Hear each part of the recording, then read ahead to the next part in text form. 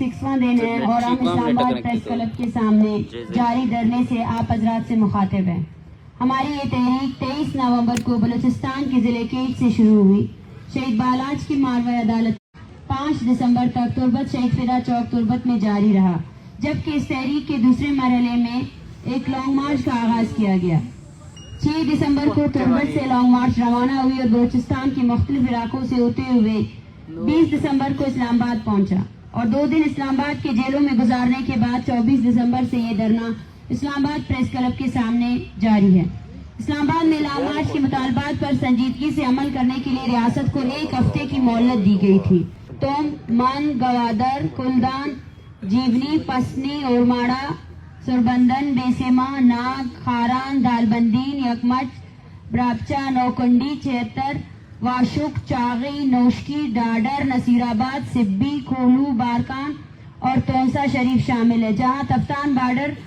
کا بھی ذکر کرتی ہوں جو لوگوں نے مسلسل بند کر رکھا تھا۔ صرف 10 دنوں میں ان 50 شہروں میں لاکھوں لوگ سڑکوں پر نکل آئے تھے، جن میں اکثریت کی تعداد خواتین تھی۔ ہم سمجھتے ہیں کہ بلوچ نسل کشی اور ریاستی مظالم کے خلاف لاکھوں لوگوں کا سڑکوں پر آنا اس تحریک کے حق میں ایک عوامی ریفرنڈم ہے۔ اس تحریک کی کال پر صرف ایک علاقے اور ایک ریجن سے نہیں بلکہ ملیر، کراچی سے لے کر تونسا شریف تک لوگ رضاکارانہ بنیادوں پر اپنے گھروں سے نکل رہے ہیں اور اس تحریک کا حصہ بن رہے ہیں، جو خود اس بات کا ثبوت ہے بلوچ نسل کشی کا مسئلہ کتنا حقیقی مسئلہ ہے اور یہ تحریک کس قدر عوامی تحریک ہے۔ قابل احترام صحافی حضرات، جیسا کہ آپ سب کے علم میں ہے، اس تحریک کی بنیاد بلوچ نسل کشی اور ریاستی مظالم جیسے انتہائی سنگین مسائل ہیں اور اس تحریک کے مطالبات بھی اپنے آپ میں مدلل اور زمینی حقائق کے عین مطابق ہے، لیکن آپ صحافی حضرات اس امر کے چشمدید گواہ ہیں کہ اس پرامن عوامی تحریک کے حوالے سے ریاست کے رویے اور اقدامات شروع دن سے کس قدر جارحانہ اور پرتشدد اور انوس تھے۔ ہم نے گزشتہ 4 پریس کانفرنسز میں ریاست کے جارحانہ رویے اور پرتشدد اقدامات کے بارے میں تفصیل سے بات کی تھی اور اس پورے دورانیے میں ریاست کے رویے اور پرتشدد اقدامات میں کمی کے بجائے مزید تیزی آئی۔ دن سے جہاں جہاں ہمارا لانگ مارچ گزرا اور اس تحریک کی حمایت میں جہاں جہاں احتجاج ہوئے، ان میں تقریباً 15 شہروں ملیر، نال، غزدار، لیاری، اب خیرپور، ماڑی پور، ڈی آئی خان اور اسلام آباد میں اس تحریک کے رہنماؤں سمیت سینکڑوں شرکاء کے خلاف 20 سے زائد FIR درج کیے گئے ہیں۔ حالانکہ آپ صحافی برادری اور پورا ملک اس بات کی گواہ ہے کہ جہاں جہاں سے یہ لانگ مارچ گزرا اور جہاں جہاں اس کی حمایت میں مظاہرے ہوئے، وہاں ایک گملہ بھی نہیں ٹوٹا ہے۔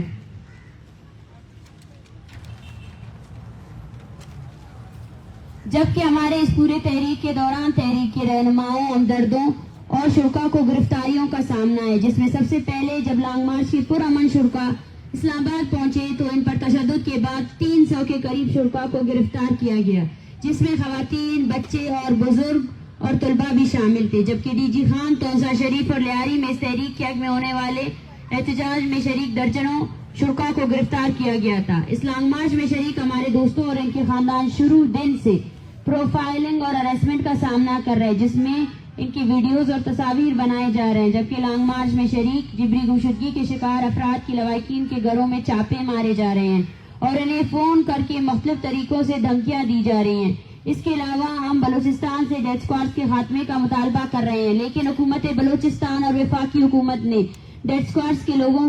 پر مشتمل گروہ کا ایک احتجاجی کیمپ ہمارے دھرنے کے بالکل سامنے لگایا ہے، جس کے ذریعے آئے روز ہمیں ہراساں کیا جا رہا ہے۔ جبکہ اس پورے تحریک کے دوران پاکستان کے مین اسٹریم میڈیا نے ہمارے کیمپ کا مکمل طور پر میڈیا بلیک آؤٹ کیا ہوا ہے، حالانکہ یہ ملکی تاریخ کی سب سے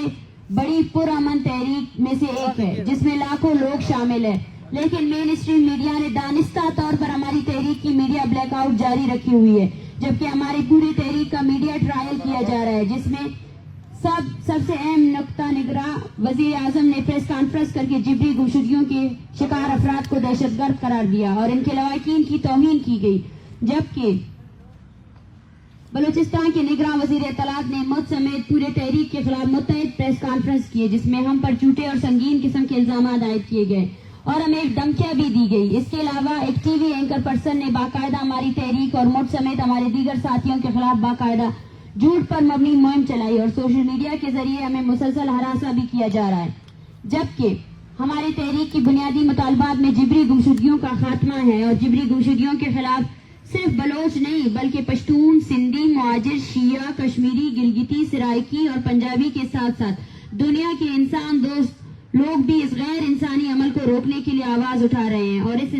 انسان دشمن پالیسی اور عمل کے خاتمے کا مطالبہ کر رہے ہیں۔ لیکن اس کے باوجود بلوچستان میں جبری گمشدگیاں اور ماورائے عدالت قتل بدستور جاری ہے، اور ہماری اس تحریک کے دوران متعدد لوگوں کو جبری طور پر گمشدہ کیا گیا ہے۔ اور کل بلوچستان کے علاقے اتل میں کوسٹ گارڈز نے ایک گاڑی پر فائرنگ کی اور اس گاڑی کے ڈرائیور کو قتل کیا،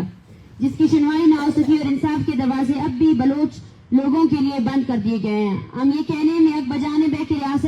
ریاستی پوری مشینری بلوچ نسل کش پالیسیوں میں براہ راست ملوث ہے، اور مظلوم قوموں کی تعداد عملی اظہار اس تحریک کے تیسرے فیز میں لاکھوں کی تعداد میں بلوچ عوام نے سڑکوں پر نکل کر کیا ہے۔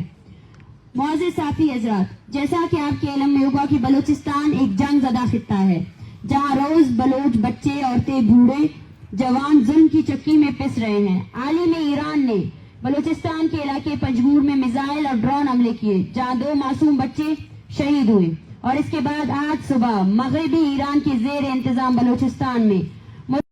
ملے گا وہ مارا جائے گا یا غائب کیا جائے گا، لیکن اب ایسا ہم ہونے نہیں دیں گے۔ اس تحریک کا ایک مقصد یہی بھی ہے کہ ہم اس ریاست اور اس کے تمام اداروں کو یہ بتا سکیں کہ ریاست بھلے ہی ہمیں انسان نہ سمجھے، لیکن ہمارا سرمایہ ہمارے لوگ ہیں، اور وہ زمین ہے جس پر ہم صدیوں سے رہ رہے ہیں۔ ہم اپنے بلوچ عوام اور اپنے سرزمین کی کو ریاستی درندگی اور لوٹ مار کا نشانہ نہیں بننے دیں گے۔ ہم پورے منظم عوامی قوت کے ساتھ اپنے قوم کی نسل کشی کے خلاف ڈٹ کر کھڑے ہیں اور آخری دم تک کھڑے رہیں گے۔ تم تشدد کرو گے، ہم اس سے زیادہ ابھر کر آئیں گے۔ اس کے علاوہ اسلام آباد ہائی کورٹ نے اسلام آباد انتظامیہ کے واضح طور پر ہمارے پرامن احتجاج کے ساتھ تعاون کرنے کا حکم دیا تھا، اور اسلام آباد انتظامیہ سے ہم نے ہمارے دھرنے کے مد مقابل لگایا گیا سرکاری کیمپ میں خطرناک پروفیشنل کلرز کی موجودگی کے سبب سیکیورٹی خدشات کا اظہار کیا تھا، لیکن اسلام آباد انتظامیہ اس پر خطر نوید کو نظر انداز کرتے ہوئے اور اس کے علاوہ ہمیں وہاں سے مختلف طریقوں سے ہراساں کرنے کے حوالے سے بھی اسلام آباد انتظامیہ کو آگاہ کیا گیا، لیکن انتظامیہ نے سنجیدگی کا مظاہرہ نہیں کیا، جس کے سبب دھرنے میں شریک خواتین، بچے اور بزرگ ذہنی اذیت کا شکار ہے۔ ہمارے پرامن تحریک کے خلاف یہ صرف ریاستی پرتشدد اقدامات اور غیر سنجیدہ رویے کے چیدہ نکات ہے۔ اگر ہم تمام پہلوؤں پر بات کریں تو شاید یہ پورا دن بھی اس کے لیے کم پڑ جائے گا۔ معزز صافی حضرات،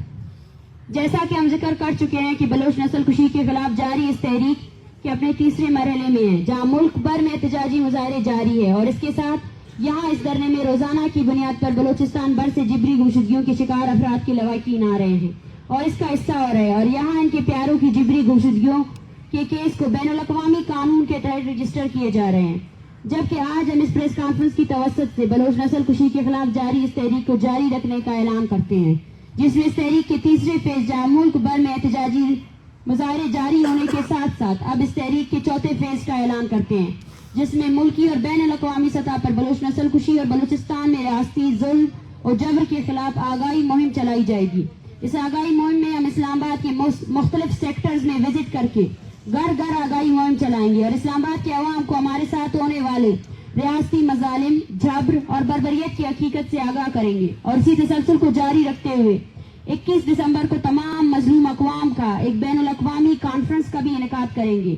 آخر میں ہم ایک بار پھر اس پریس کانفرنس کے ذریعے سے ریاست کو پیغام دینا چاہتے ہیں کہ یہ ایک پرامن احتجاجی تحریک ہے، اپنے مطالبات کے تسلیم ہونے تک ہر صورت جاری رہے گی، جس کے لیے ہم ہر طرح کے سخت حالات کا سامنا کرنے کے لیے تیار ہے۔ اب یہ ہماری ریاست کی سنجیدگی پر منحصر ہے کہ وہ اس تحریک کو کتنا طول دینا چاہتی ہے، اور مذاکرات کی طرف سب سے پہلا قدم بالاچ بلوچ سمیت عطا اللہ بلوچ کے قاتلوں کو فوری سزا اور اس تحریک سے جڑے ہوئے ہر فیملی کے بچوں کی بازیابی شامل ہے۔